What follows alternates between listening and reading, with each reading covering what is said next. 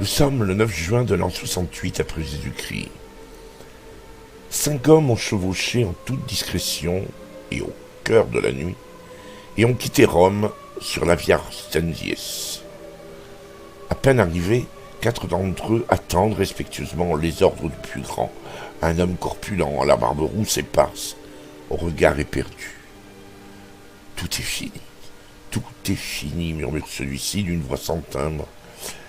L'empereur Néron, car il s'agit bien de l'empereur Néron, n'est plus qu'un homme terrifié qui oscille entre l'espoir fou d'échapper à ses ennemis et une certaine fatalité. Ainsi, dans un même instant surréaliste, il saisit un luth qui traîne là, pince les cordes pour en tirer un accord mélodieux, puis regarde ses 4 compagnons d'infortune et laisse tomber d'une voix douce: faites creuser une tombe. C'est sa façon à lui de leur dire qu'il va se résoudre au suicide. Car en moins de 5 jours, les éléments se sont déchaînés, inexorables. Tout d'abord, c'est la révolte d'un de ses généraux, Galba, qui s'est renforcée. Elle dure depuis mars, mais les défections en faveur du rebelle se sont multipliées. Néron a essayé de faire face, mais il a perdu peu à peu l'appui du Sénat et de ses principaux amis. Il a alors cherché à fuir jusqu'au port d'Ostie pour rallier sa flotte, mais la plupart des officiers et des commandants de navires ont refusé d'appareiller. La flotte a fait défection. Furieux, inquiet, il retourne à Rome, dans son palais. Un palais vide. Plus aucun serviteur, plus un seul garde. Il commence fébrilement à écrire une lettre à son peuple pour lui demander pardon et proposer qu'on le laisse quitter le pouvoir sain et sauf, voire même simplement qu'on lui confie une tâche de gouverneur de province. Mais il renoncera à prononcer ce discours. D'ailleurs, à qui pourrait-il s'adresser? Tout le monde s'est détourné de lui. Un cavalier arrive, en même temps que les premières lueurs de l'aube.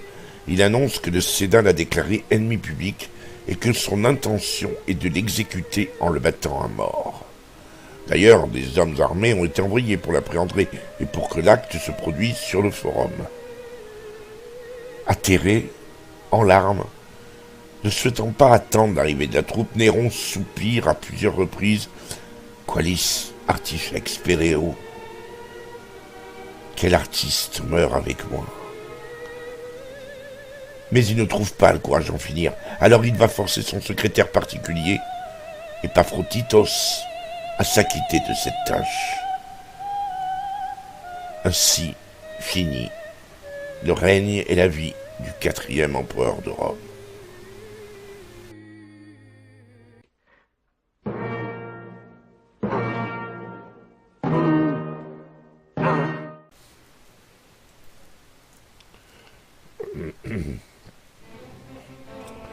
Il n'existe que très peu de sources qui soient élogieuses envers Néron, et les rares qui le sont ne sont pas des témoignages de contemporains.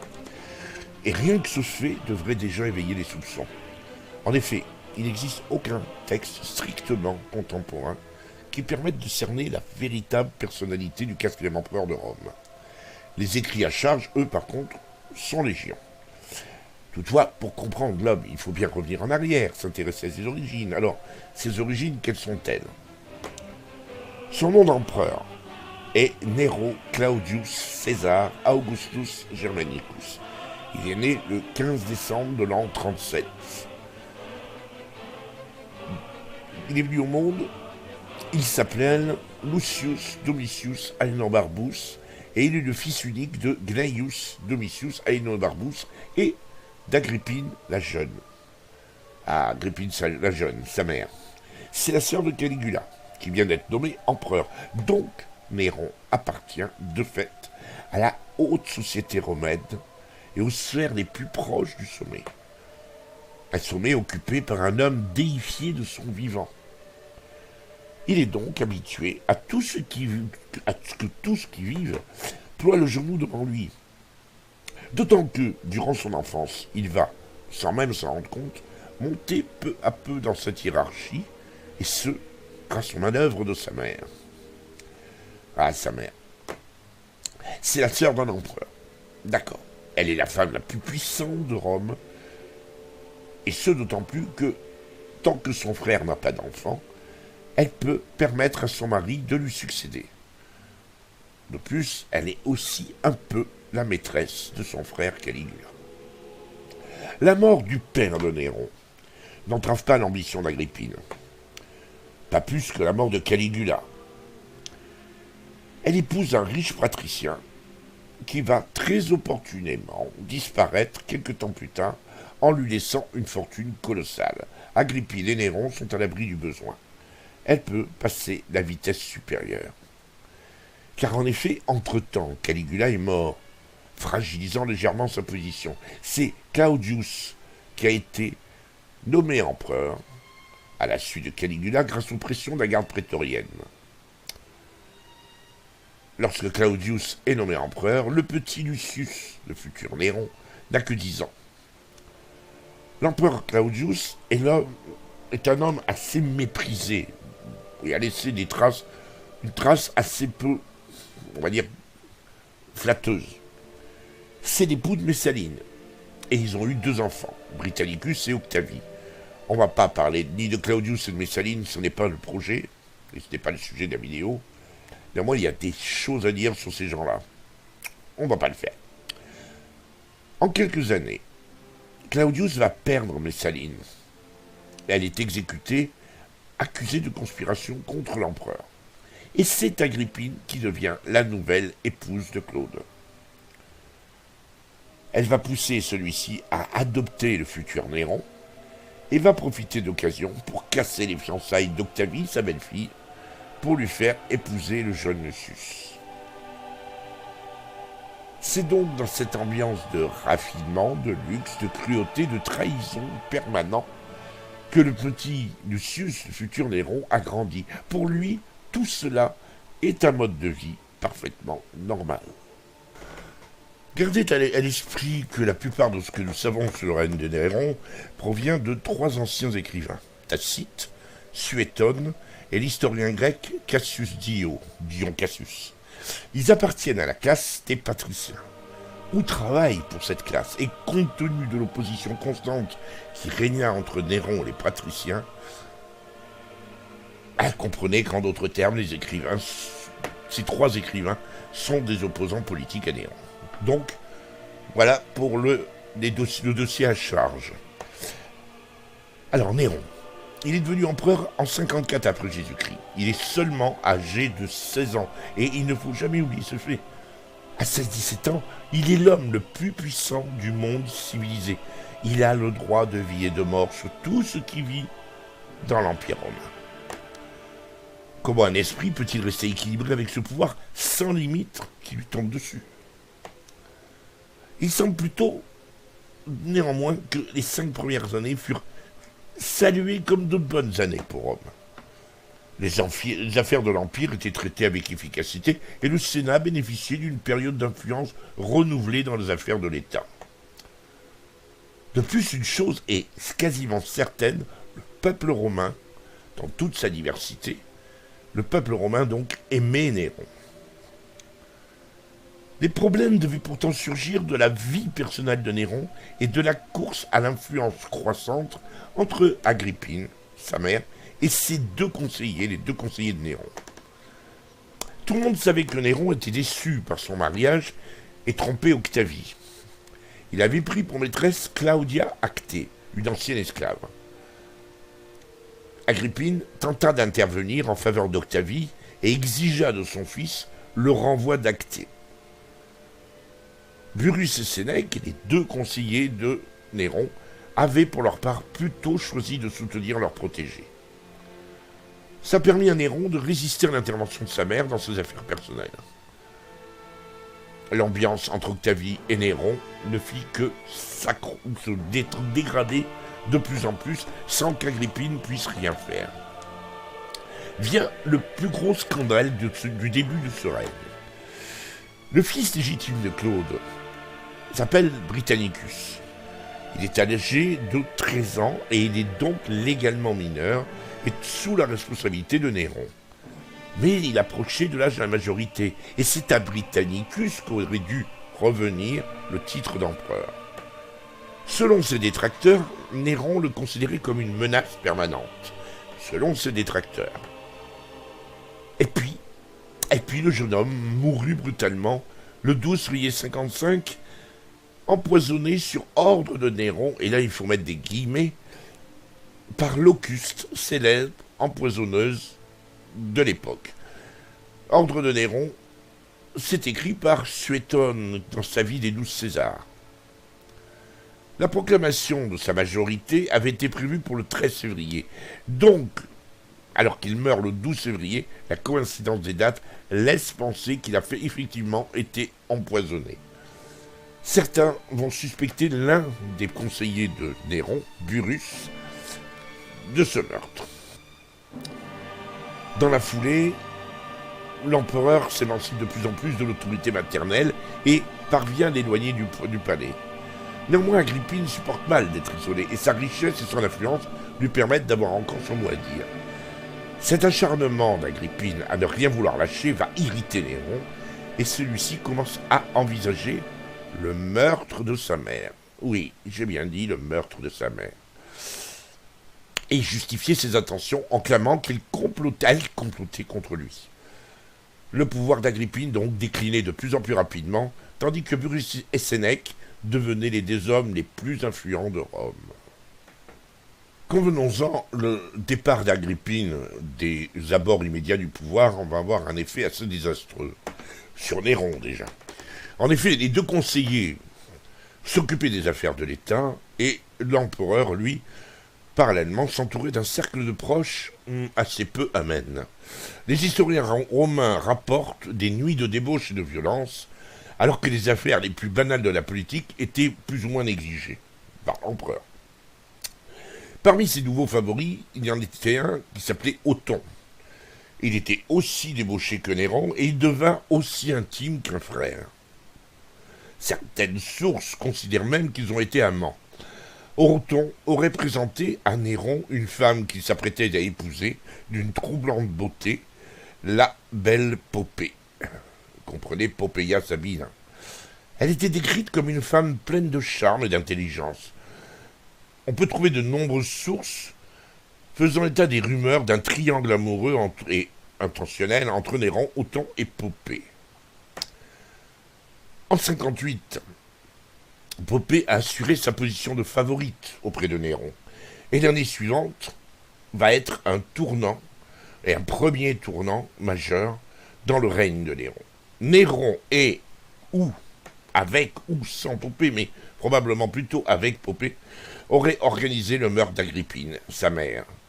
Sénèque eut beau tenter de convaincre le Sénat qu'elle mettait sur pied une conspiration contre son fils, la réputation de l'empereur fut irrémédiablement entachée par ce cas de matricide. Même les Romains furent choqués.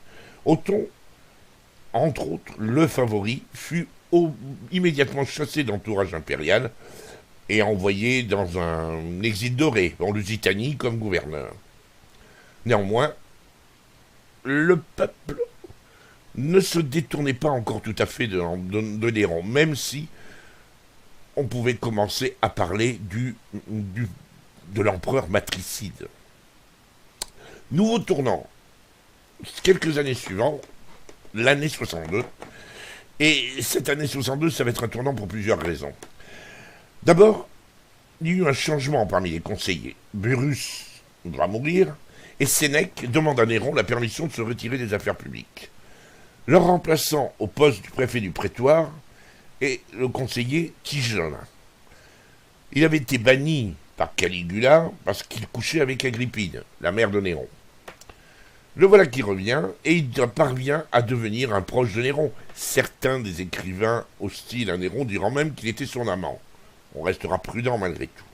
Avec Popée, ils vont avoir une influence considérable que même Sénèque n'a jamais eue auprès d'empereurs.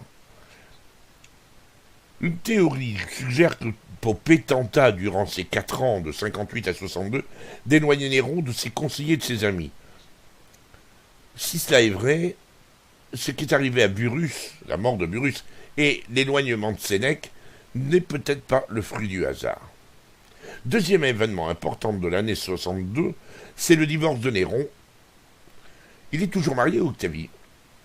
Il est alors âgé de 25 ans et il a régné 8 ans, mais il n'avait pas encore d'héritier. Et voilà que Poppée, sa maîtresse, tombe enceinte. Néron décide de l'épouser.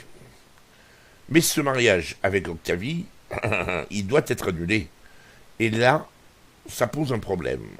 Octavie est une femme relativement effacée, mais elle est fidèle. Et quand Néron commence à l'accuser d'adultère, il fait rire bien du monde. Et d'autant qu'il avait, lui, la réputation d'être quelqu'un d'infidèle, alors qu'Octavie était connu pour être un parangon de vertu. Néron va réussir à obtenir le divorce pour cause d'infertilité, ce qui lui permet d'épouser Poppée et d'attendre qu'elle donne naissance à un héritier. La mort soudaine d'Octavie, qui s'ouvrit les veines le 9 juin 62, provoqua des émeutes publiques, car beaucoup de personnes vont effectivement accuser Néron d'avoir fait assassiner Octavie. Le fait est, c'est que, tel que je le présente, c'est assez peu logique. Pourquoi tuer Octavie alors qu'on venait d'obtenir le divorce? C'était absolument ridicule. Néanmoins, la théorie de l'assassinat d'Octavie va perdurer et Néron va devenir, voilà quoi, il va devenir l'assassin de son ex-femme, en plus de l'assassin de sa mère. Pour Néron, c'est une catastrophe. La mort d'Agrippine n'avait pas exaspéré les foules, mais la disparition d'Octavie, qui était un modèle et un modèle de vertu, et qui était aimé par ce peuple de Rome, va séparer durablement Néron de son peuple. Et puis arrive l'année 63 et c'est l'engrenage. Début 63, Poppée donne naissance à une fille, Claudia Augusta, qui ne va vivre que quelques semaines. Néron célèbre l'événement, mais la mort de cet enfant va le rendre fou de douleur. En plus, il n'y a toujours pas d'héritier. Le 18 juillet 64 éclate le grand incendie de Rome. Que n'a-t-on pas dit sur cet incendie? Le feu va débuter dans les boutiques des environs du cirque Maximus. Et Néron était alors en vacances dans sa ville natale, à Antium.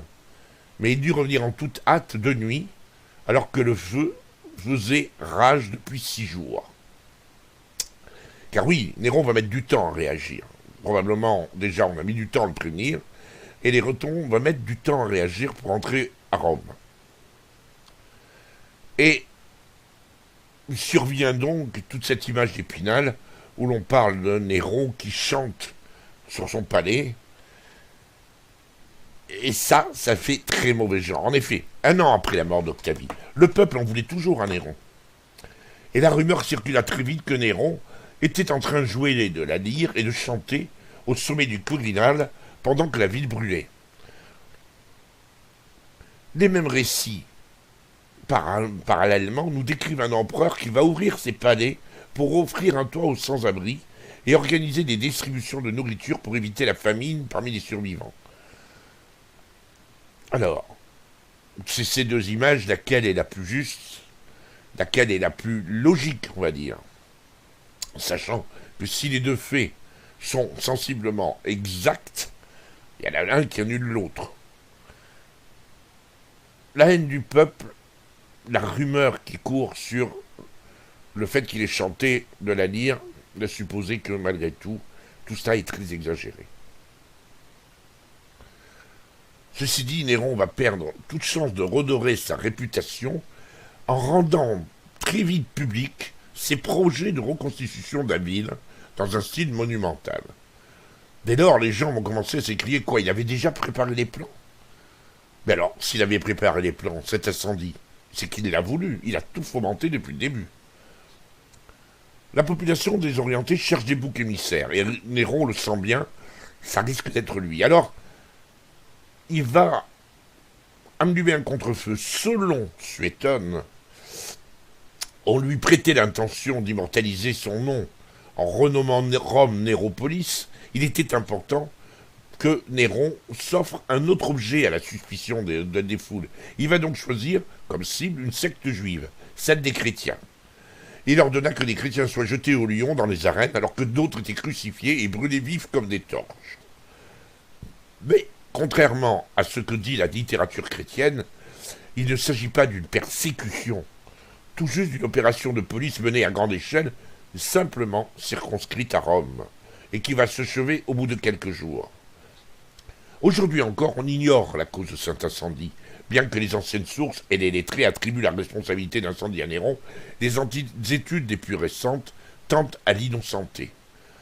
En l'innocentant de l'incendie de Rome et en démentant les persécutions des chrétiens, les nouveaux historiens ôtent à l'image néfaste de Néron beaucoup de sa danseur. En 65, et je tire votre attention là-dessus, le scandale qui arrive va prendre une plus grande répercussion. Alors que cet incendie, on imagine mal qu'il puisse y avoir quelque chose de plus grave. En 65, Néron est impliqué dans un nouveau scandale, et qui est pris plus au sérieux par le peuple qu'il ne le serait de nos jours. Il commence à s'afficher en donnant des spectacles, des théâtres, de chansons, et c'était considéré comme très dégradant qu'un empereur romain apparaissent comme un amuseur public en jouant la comédie, chantant et jouant de la lyre. Imaginez un président de la République qui participerait à une mission de télé-réalité en cours de son mandat. À cet instant précis, il est détesté par de nombreux citoyens. Et la liste de ses ennemis politiques s'allonge. Néron commence à apprécier sa solitude et il va découvrir la conjuration de Pison, du nom de Caius Calpurnius Piso, qui tenta de prendre sa place. L'implication de certains de ses amis comme Sénèque dans le complot va le détruire. Les conspirateurs sont contraints de mourir et parmi eux se trouvent plusieurs anciens amis du pouvoir néronien. C'est ainsi que Sénèque, Pétrone, Lucain doivent se suicider. C'est l'engrenage. Un nouvel engrenage. L'engrenage qui s'accélère. Néron ne se retient plus. Il ordonne qu'un général populaire et valeureux se suicide pour faire suite à des vagues soupçons de trahison. Cette décision pousse les commandeurs militaires à Rome et dans les provinces à envisager l'organisation d'une révolution. En 65, Poppée meurt alors qu'elle était enceinte d'un coup de pied qui aurait été porté par Néron lui-même, ce qui est assez peu crédible. On doit cette version à Tacite et Suétone, et c'est quand même assez peu crédible quand on connaît la passion qu'il vouait à sa femme. Néron essaie alors de se remarier avec Claudia Antonia, la fille de Claude, son père adoptif, et comme celle-ci refuse, Néron l'a fait tuer sous prétexte qu'elle fomentait un complot. Elle était sa dernière proche parente. Néron se tourne vers une ancienne maîtresse pour l'épouser en mai 66. En septembre de la même année, Néron quitte son déjà épouse pour un voyage de plus d'1 an en Grèce. Il décriait ses hôtes et il va passer 1 an à donner des spectacles artistiques en Grèce. C'est rapporté par Suétone et il rapporte que l'empereur empêchait quiconque de sortir de l'amphithéâtre lorsqu'il déclamait ses écrits. Certains spectateurs étaient obligés de se faire passer pour morts pour s'échapper. Je pense que l'exagération est assez facile à détecter. Néanmoins, alors que l'empereur se donne en spectacle en Grèce, à Rome, le préfet du prétoire et de nombreuses personnes préparent la succession. Néron ne s'en sait pas encore, mais il n'a plus que quelques mois à régner. De retour à Rome après sa tournée, Néron trouve une atmosphère glaciale. Pire même, le gouverneur de la Gaule lyonnaise se révolte. Néron est obligé de lever une armée en toute hâte et de chasser et de s'imposer contre cet homme qui s'appelle Vindex. Et alors qu'il rentre à Rome, il apprend qu'une autre révolte éclate, celle de Galba, un ancien fidèle serviteur qui est le gouverneur de l'Espagne. Cette fois, c'est un petit peu plus sérieux, car les défections se font de plus en plus évidentes, et les gens rejoignent Galba, qui est plus ou moins nommé par ses propres légions empereurs. Il ordonne donc l'exécution de Galba. Mais celui-ci, à l'abri avec ses légions, va jurer fidélité au Sénat, fait une déclaration au Sénat et au peuple de Rome, et il ne reconnaît plus le pouvoir de Néron. De plus, dès lors, il offre un contre-pouvoir, et le problème de Néron va être d'empêcher les fuites de tous ses soutiens vers ce contre-pouvoir. Et il en commence une campagne militaire pour prendre la tête de l'Empire. En conséquence, le légat de la Légion d'Afrique se révolte, cesse d'envoyer du blé à Rome, ce qui est la pire des choses. Rome n'est plus alimentée. Le chef de la garde impériale, à son tour, se retourne contre Néron avec la promesse d'une récompense financière de Galba. Il est désormais seul, isolé dans son palais. Entouré de 4 esclaves affranchis, Néron quitte en pleine nuit son palais déserté. Nous l'avons vu, et il se réfugie dans la villa d'un de ses esclaves, de ses anciens esclaves. Nous l'avons dit aussi, le Sénat ne sait pas quoi faire de l'empereur. Certes, il veut le forcer à quitter le pouvoir, mais il n'incline pas sa mort. Les hommes qui composent ce Sénat, qui ont pour objectif de ramener Néron au Sénat, espéraient un compromis avec les gouverneurs révoltés afin de préserver la vie de Néron, ainsi afin qu'au moins un héritier de la dynastie puisse être produit. Ils ont toujours l'envie de garder le pouvoir entre les mains de la dynastie julio-claudienne. Mais Néron ne savait pas tout ça. Il est persuadé, et on a vu, le courrier lui a dit qu'il était nommé ennemi public, ce qui n'est pas encore vrai, et il se prépare donc au suicide. Marchant de long en large, il marmonne, nous l'avons vu, qualis artifect pereo, quel artiste meurt en moi. Perdant ses nerfs, il va prier l'un de ses compagnons de donner l'exemple en se tuant le premier, et enfin, le son des cavaliers qui approchent le pousse à la mort. Quand l'un des cavaliers entra et vit que Néron était en train de mourir, il tenta de faire cesser le saignement, mais les efforts pour sauver la vie de l'empereur échouèrent. Les derniers mots furent « trop tard ». C'est la fidélité. Peut-être parlait-il de l'efficacité de ses anciens esclaves qu'il avait aidés à mourir, qui était ce dernier fidèle auprès de lui. Néron est mort donc le 9 juin 68, un jour anniversaire de la mort d'Octavia, son ex-femme. Et il sera enterré dans le mausolée des Aenobarbi. Quand la nouvelle de sa mort va parvenir à Rome, le Sénat déclare à titre posthume que Néron était bien ennemi public, et souhaite apaiser en effet le nouvel empereur, le révolté Galba, lequel Galba avait été déclaré ennemi public par le Sénat quelques semaines plus tôt à la demande de Néron. Le Sénat va donc proclamer Galba nouvel empereur, et le chaos qui va s'en suivre sera appelé l'année des 4 empereurs.